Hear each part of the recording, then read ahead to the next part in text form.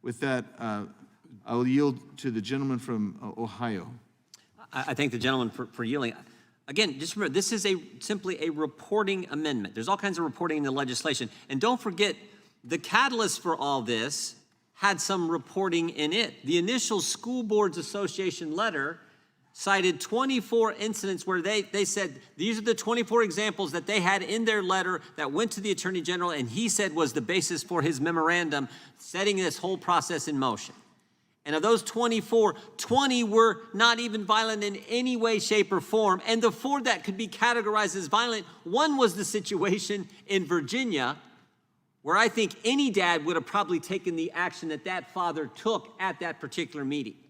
So there was reporting there that was way out of line for what the Justice Department is now undertaking and what they're doing. So we're simply saying on the other end, what's happening now? Remember, in the reporting in that initial letter, the School Board Association has since apologized for the letter. And that's what started it all. So the gentleman from North Carolina has a simple amendment. Tell us what's going on.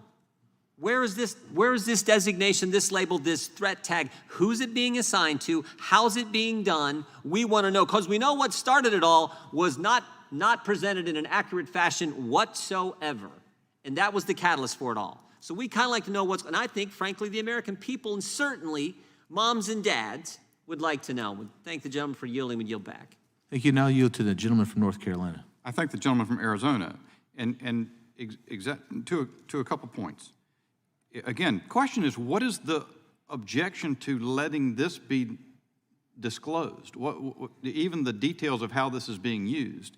And I have some sensitivity to the point made by the gentlelady from Texas about the language, putting this language in here and the number of parents tagged with the threat tag edu officials into this provision about reporting on domestic terrorism. But again, remember, the National School Boards Association letter said this should be characterized as domestic terrorism. That's what they really recognized they had to apologize for.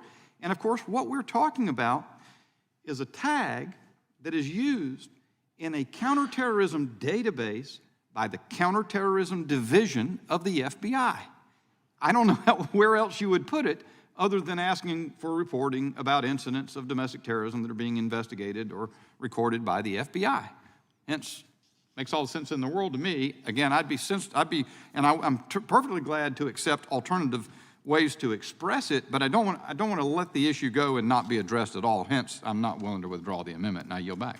The gentleman yields back. For what purpose is the gentleman from? I have a unanimous consent, if I could, please. Just 2. Gentleman will. Just 2 for a change, Mr. Chairman.